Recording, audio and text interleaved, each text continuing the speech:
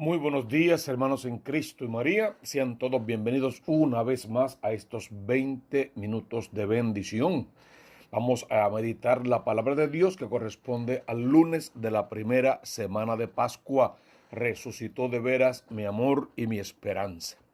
Antes de que comencemos, te pido por favor que busques este canal, que te suscribas, que escuches las publicaciones. Si te agrada, le das like. Si no, pues lógicamente no. Y nos dejes tus comentarios que nos pueden ayudar mucho a mejorar nuestro canal, a ser más propios, a hacer lo que hay que hacer bien hecho, según les gusta y con un mensaje realmente auténtico. Entonces deja tus comentarios allí, deja también tus sugerencias, pero lo más importante es que lo compartas el canal con tus contactos y con otras personas, que lo recomiendes con tus familiares, con tus amigos, con los compañeros de trabajo y con la gente de tu parroquia. Hoy es importante el tema, todos los días lo es, pero hoy es el primer día grande de esta Pascua después del domingo de resurrección. ¿Qué o cuál es el tema de la liturgia de hoy? Podríamos decir alégrense, por ahí puede ir la cosa, alégrense. Tenemos a Pedro en la primera lectura del libro de los Hechos de los Apóstoles, en el capítulo 2, versos 14, 22 al 23. Leemos capítulo 2 e inmediatamente nos referimos al día grande de Pentecostés, ese día en que Jesús envió al Espíritu Santo sobre el colegio apostólico y María Santísima, y todos sabemos, nació la iglesia verdadera. Pues en ese día nos encontramos hoy. Y Pedro, en una forma de hablar, está explicando lo que a simples luces sería el querigma de la iglesia. El querigma. El día de Pentecostés. Pedro, poniéndose en pie junto a los 11, levantó su voz y con toda solemnidad declaró: Judíos y vecinos de toda Jerusalén, entérense bien y escuchen atentamente mis palabras. Israelitas, escuchen estas palabras. A Jesús el Nazareno, varón acreditado por Dios ante ustedes con milagros, prodigios y signos que Dios realizó por medio de él. Como ustedes saben, a este, entregado conforme al plan que Dios tenía establecido y provisto, ustedes lo mataron clavándolo a una cruz por mano de hombres inicuos. Pero Dios lo resucitó, liberándolo de los dolores de la muerte, por cuanto no era posible que la muerte tuviese dominio sobre él.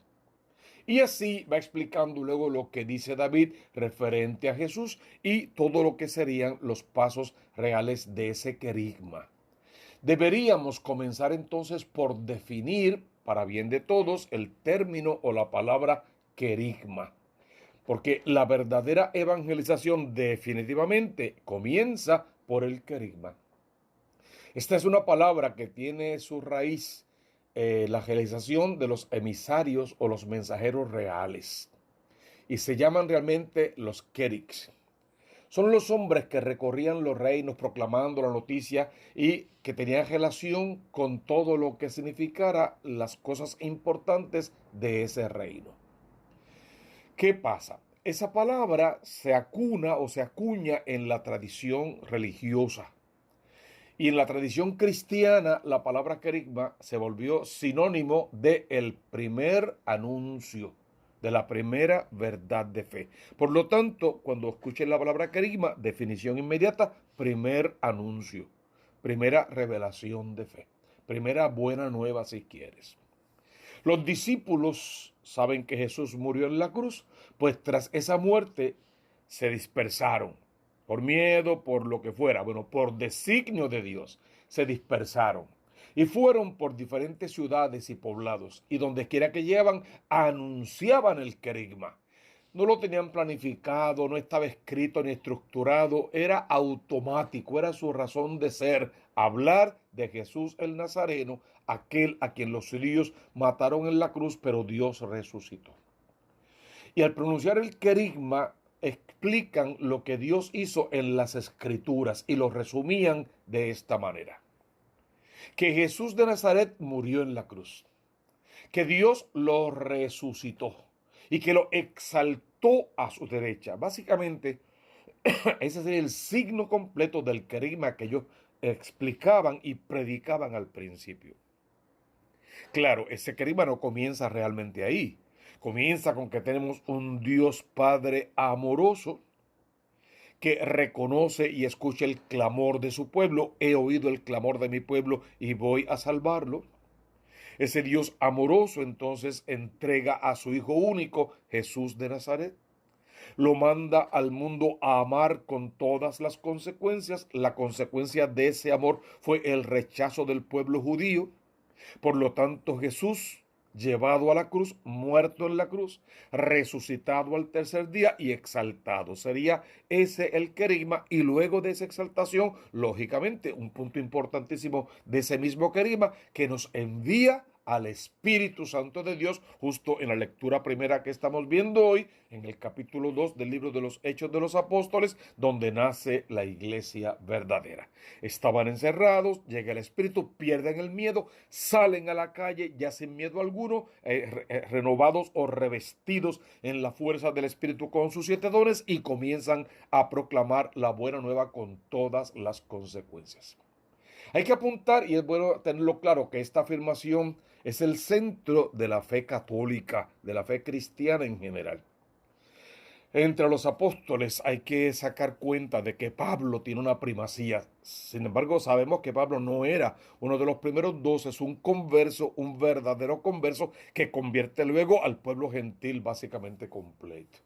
Pablo tiene una primacía y es llamado muchas veces el gran misionero querigmático, ya que él supo más que nadie proponer las bases del Evangelio y el nombre de Jesús a muchísimos pueblos paganos, a muchísimas culturas diferentes, y hasta hoy ese Evangelio nos llega por toda aquella predicación de los 12, claro está, pero de Pablo particular y principalmente.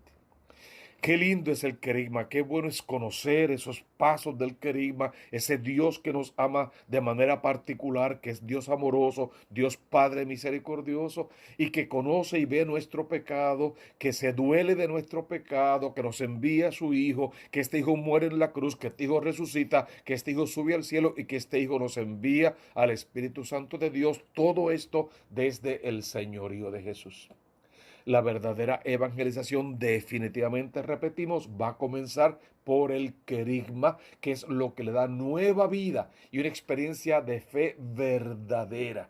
En fin de cuentas, es la buena nueva por el poder del Espíritu Santo, hermano. El católico práctico invoca al Espíritu Santo todo el día.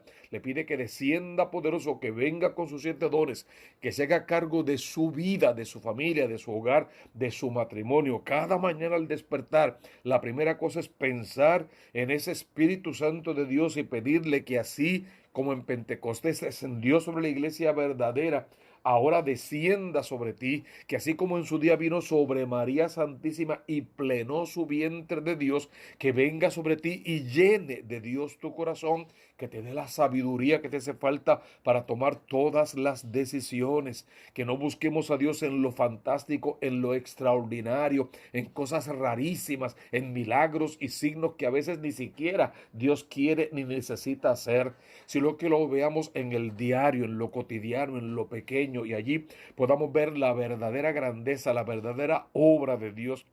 Nunca olvidaré cuando el Papa en sus primeros años, Francisco, decía que se veían milagros todos los días. Esta madre soltera, sin ayuda aparente, con 2 hijos, cómo trabaja, cómo lucha, cómo los atiende, cómo los cuida, cómo los educa, cómo los forma, cómo los alimenta, cómo vive para ellos, y todavía tiene tiempo para vivir una vida cristiana y servir a la iglesia si es necesario. Esos pequeños milagros son los que tienen que llenar nuestra vida y nos tienen que dejar reconocer que Dios definitivamente está con nosotros y está de nuestra parte. Primero, se debe presentar a Jesús. Jesús es el centro, norte y guía de nuestra fe cristiana. No hay otro mediador entre Dios y los hombres. No servimos a dioses falsos. Todo eso la Iglesia Católica lo tiene clarísimo en la persona de Jesús. Porque Cristo es el centro y la base de la buena noticia. que Él mismo, sabemos, le regala a la iglesia verdadera. Siempre decimos esto. Los cuatro evangelistas nos narran la vida y la obra de Jesús, del Cristo de la gloria. El libro de los Hechos de los Apóstoles, que es el que estamos leyendo ahora, nos narra la vida y la obra de la iglesia que Cristo vino a fundar. Por lo tanto, primero predicamos ese Cristo con todo su poder, centro de la buena noticia. Y después, solo después, exponemos a través de la iglesia las verdades que ese Cristo nos enseñó, las leyes y las exigencias de ese Jesús, que no son camisa de fuerza, que no son tortura, no, no, son el regalo más claro, más preciso para que tú puedas amar a Dios sobre todas las cosas, conocerlo cada vez más, servirle cada vez más y a través del hermano amar al otro como a ti mismo, alcanzar la salvación de tu alma practicando la mayor obra de caridad posible. Esa primera lectura que tomamos hoy según el libro de los Hechos de los Apóstoles en el capítulo 2 realmente tiene una riqueza particular. Hermanos, permítanme hablarle con franqueza, sigue hablando Pedro. El patriarca David murió y lo enterraron. Eso está clarísimo. Y su sepulcro está entre nosotros hasta el día de hoy. Pero como era profeta y sabía que Dios le había jurado con juramento sentar en su trono a un descendiente suyo, previniéndolo, habló de la resurrección del Mesías cuando dijo: no lo abandonará en el lugar de los muertos, y su carne no experimentará la corrupción. En los Salmos así nos habla el profeta David. David le creyó a Dios definitivamente. Con todos los traspiés que tuvo, los pecados graves que cometió, la grandeza de David fue que se arrepintió de verdad, pidió perdón de verdad y cambió de verdad su conducta. A eso estamos llamados, a reconocer nuestro pecado para que el querigma se cumpla en nosotros, a reconocer la autoridad del Mesías verdadero, su resurrección, su glorificación y el envío de su Espíritu sobre todos nosotros. A este Jesús, continúa San Pedro, Dios lo resucitó. Y nosotros somos testigos de eso. Y ahí tal vez esté el acento de esta primera lectura. De todo ese querigma, tú eres testigo.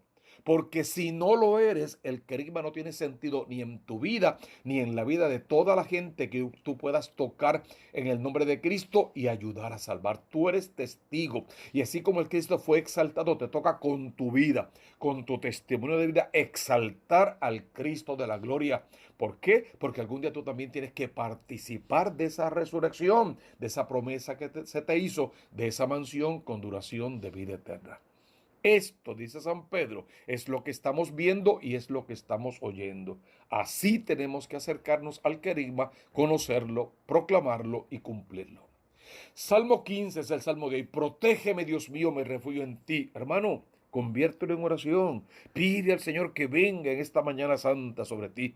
A esta hora que estás escuchando este video, dile al Señor: ven sobre mí, ven sobre mi casa, hazte cargo de mí, pon tu mano poderosa allí donde está mi enfermedad y con tu poder sanador sáname, libérame, desátame, rompe las cadenas y ataduras de mi niñez, de mi adolescencia, de mi juventud, de mi vida entera. Rompe esas ataduras y esas cadenas, rompe al demonio de la enfermedad, libérame, Señor, y luego envíame, utilízame en el Evangelio, déjame trabajar por el reino de los cielos, conviérteme y envíame a ser testigo, Señor. Ven a bendecir este matrimonio. Hermano, a esta hora puedes colocar tu matrimonio en las manos de Dios para que Él lo bendiga, lo santifique, lo proteja, lo custodie, para que Él arranque de ese matrimonio todo celo, toda envidia, toda infidelidad, todo maltrato, todo vicio. Arranque de esa enfermedad, de ese matrimonio, toda enfermedad espiritual que no los deje caminar como uno solo en la presencia